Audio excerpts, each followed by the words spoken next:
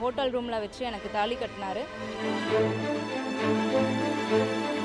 கூட வந்து ஃபிசிக்கலி இருக்கணும்னு சொல்லி என்னை ஃபோர்ஸும் பண்ணார். நிறையா டைம் என்னை ஃபோர்ஸும் பண்ணியிருக்காரு. அவர் வந்து என்னை ஃபுல்லாக வேண்டாம், எனக்கு வேற ஒரு பொண்ணை பிடிச்சிருக்குது அப்படின்னு சொல்லிட்டு என்னை விட்டு போயிட்டாரு. நான் அவர்னால கன்சீவும் ஆனேன். அவர் வீட்டுக்கும் போய் இதனால நான் பிரச்சனையும் பண்ணேன். மேரேஜ் பண்ணிக்கிறேன்னு சொன்னார். என்னை லவ் பண்ணுறேன்னு ஃபஸ்ட்டு ரிங் போட்டு வில் யூ மேரி மீ அப்படின்னு சொல்லி தான் எனக்கு ப்ரப்போஸும் பண்ணார்.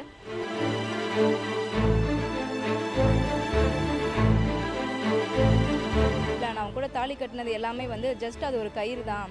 அது எப்படி நீ மேரேஜ்னு சொல்லி நீ கன்சிடர் பண்ணி நீ எப்படி என்கிட்ட வந்து இவ்வளோ பேசுகிற அப்படின்ன மாதிரி என்கிட்ட சொன்னாங்க.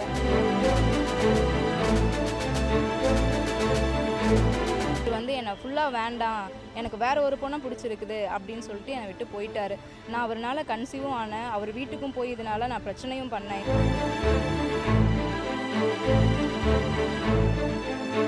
எனக்கு இந்த குழந்தைய அபார்ட் பண்ண சுத்தமாக இஷ்டம் இல்லை அப்படின்னு நான் பேசினேன்.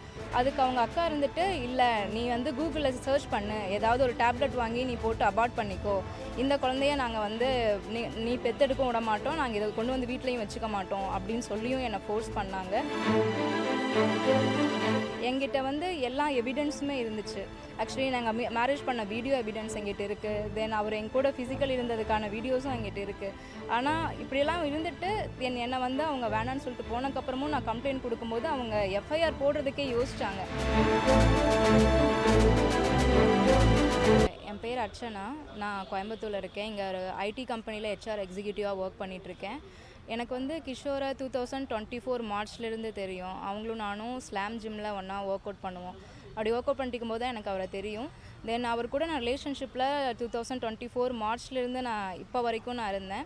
தென் அவர் என்னை மேரேஜ் பண்ணிக்கிறேன்னு சொன்னார். என்னை லவ் பண்ணுறேன்னு ஃபஸ்ட்டு ரிங் போட்டு வில் யூ மேரி மீ அப்படின்னு சொல்லி தான் எனக்கு ப்ரப்போஸும் பண்ணார். அதுக்கப்புறம் என்னை கல்யாணமும் பண்ணிக்கிட்டார். ஒரு ஹோட்டல் ரூமில் வச்சு எனக்கு தாலி கட்டினார். அது வந்து என் கூட இருக்கணும் அப்படின்றக்காக பண்ணாரா இல்லை என்ன விஷயம்னு தெரில. தென் அதுக்கப்புறமும் என் கூட வந்து ஃபிசிக்கலி இருக்கணும்னு சொல்லி என்னை ஃபோர்ஸும் பண்ணார். நிறையா டைம் என்னை ஃபோர்ஸும் பண்ணியிருக்காரு.